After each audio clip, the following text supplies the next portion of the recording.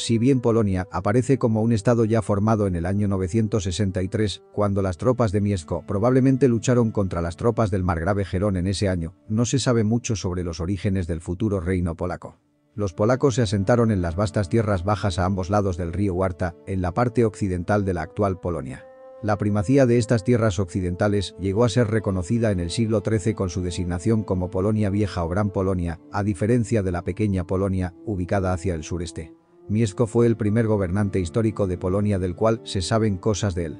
En 966 y luego de casarse con Dobrawa, la hija del gobernante de Bohemia, Mieszko y su séquito inmediato fueron bautizados, probablemente en Ratisbona. El cristianismo fue el precio que Mieszko pagó para escapar del destino de sus compañeros eslavos más obstinados del oeste, como los wendos, que mantuvieron la fe en las costumbres paganas y sufrieron un ataque cristiano tras otro, hasta que perdieron a sus dioses, su independencia y su identidad. Mieszko, junto con su suegro Boleslao, puso bajo su dominio a las tierras de Pomerania entre los deltas del Vístula y el Oder. Probablemente fue Mieszko quien fundó la ciudad portuaria de Danzig, hacia el año 980 para consolidar su dominio sobre las tierras en la desembocadura del Vístula. Después de la muerte de Dobrawa, en 977, Mieszko volvió a casarse con la hija de uno de los margraves alemanes. Mieszko continuó con la expansión de su reino, ocupando la pequeña Polonia y Silesia, que estaban bajo dominio checo, territorios que fueron incorporados en 990. Algunos años antes había casado a su hija con Erik, rey de Suecia, y más tarde ella se casó con Sven, rey de Dinamarca, con quien tuvo a Canuto el Grande, futuro rey de Inglaterra. Según el comerciante árabe judío Ibrahim ibn Yaqub, Mieszko tenía 3000 jinetes e infantería fuertemente armados a su disposición. Aunque se trata de una valoración muy halagadora, el emperador Otón, que gobernaba tierras quizás 5 veces más pobladas, tenía un ejército de 5000 caballeros. El séquito de guerreros de Mieszko fue un instrumento impresionante que le permitió anexarse Silesia de sus antiguos suegros bohemios. Mieszko murió en 992 y su hijo mayor se convirtió en el siguiente gobernante. Boleslao I, el Valiente, quien reinó hasta el año 1026, privó a Bohemia del floreciente centro comercial de Cracovia, extendiendo el reino hasta las montañas de los Cárpatos. Las incursiones de Boleslao en el oeste lo llevaron hasta el Elba. En 1018, el emperador Enrique II reconoció a regañadientes su dominio sobre Milic y Lusacia, al oeste del Oder. También en 1018, Boleslao intervino en Kiev para asegurar a su cuñado, Sviatopolk, su trono. Incluso pudo imponer fugazmente su gobierno sobre Bohemia, Moravia y gran parte de la actual Eslovaquia. Pero la Polonia Piast, con una población de menos de 1 millón de habitantes en tierras densamente enredadas por bosques, pantanos y brezales, no pudo sostener tales esfuerzos indefinidamente. Los reinados agresivos de Mieszko II, de 1026 a 1034, Boleslao II, cuyo reinado duró de 1058 a 1081, y Boleslao III, quien gobernó desde 1102 a 1138, estuvieron entrelazados con períodos de revuelta, invasión extranjera y recuperación. Incluso Boleslao el Valiente enfrentó serias rebeliones en 1022 y 1025. Tuvo que retirarse de Bohemia y sus sucesores tuvieron que abandonar Moravia y Eslovaquia. Su protegido, Sviatopolk, fue expulsado de Kiev por su hermano, Yaroslav el Sabio, tan pronto como las fuerzas polacas se retiraron. Mieszko II tuvo que abandonar Milic y Lusacia, perdió su reino y su vida a causa de una revuelta interna. Entre 1034 y 1039, Polonia pudo haber estado sin gobernante alguno, viéndose amenazada con la desintegración, bajo las presiones de la reacción pagana y la invasión bohemia. El cristianismo polaco parecía correr el riesgo de colapsar apenas una generación después de su imposición. El hijo y sucesor de Mieszko II, Casimiro, el restaurador, cuyo reinado abarcó desde el año 1039 al año 1058, necesitó al menos 15 años para unir sus tierras con la ayuda imperial y de Kiev. Fue durante su reinado cuando Cracovia comenzó a consolidarse como la capital de Polonia.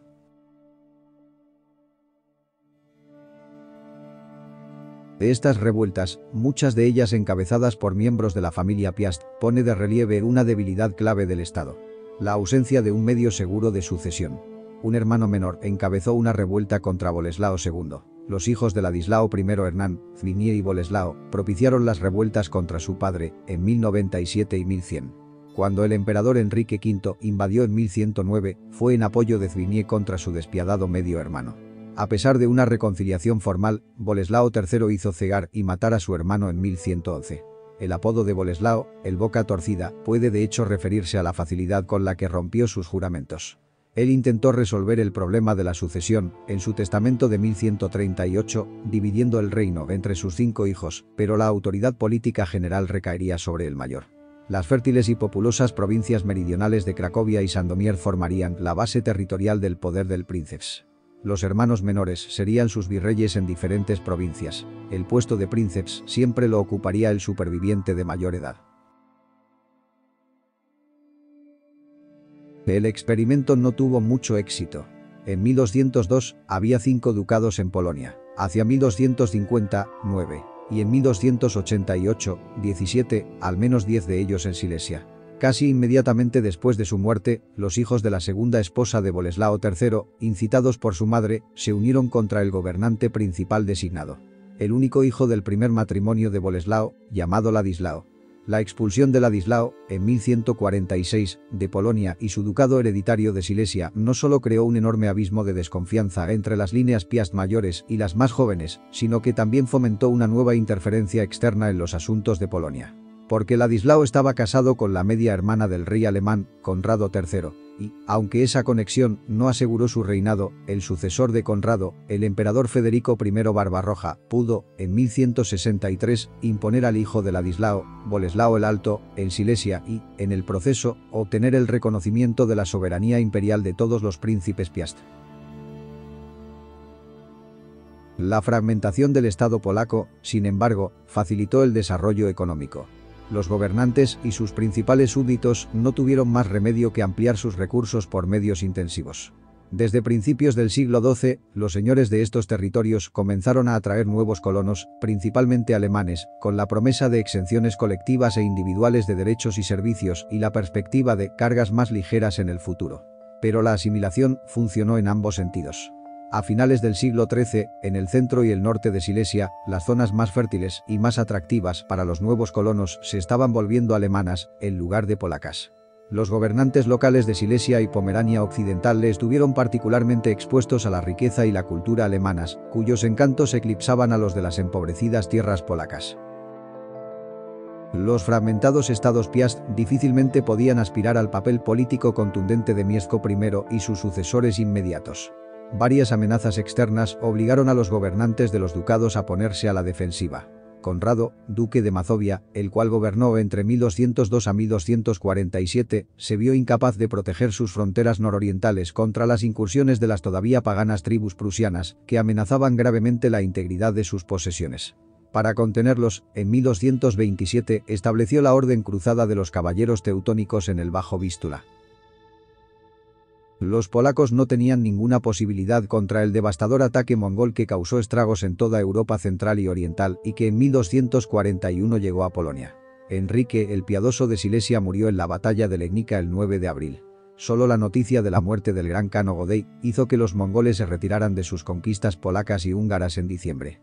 Los historiadores tradicionalmente han pintado un panorama sombrío y escabroso de este periodo. Silesia y Mazovia fueron las que más avanzaron en el camino de la fragmentación. Los príncipes locales a través de los cuales los Piast habían gobernado en Pomerania Occidental se liberaron. Solo las tierras centrales de Gran Polonia y las tierras del Principado de Cracovia y Sandomierz permanecieron más o menos intactas. Unos 40 años después de la invasión mongola, los príncipes polacos empezaron a pensar en la unificación de toda Polonia. El primero de ellos fue Enrique el Justo, príncipe de Breslavia. Unió al sur de Polonia, Silesia y Polonia Menor y quiso hacer realidad su gran sueño: ser rey polaco. Desafortunadamente, Enrique murió en 1290, sin alcanzar su objetivo. Sería Przemyslao II, de la Polonia Mayor, el que continuó la unificación, coronándose como rey de Polonia en 1295.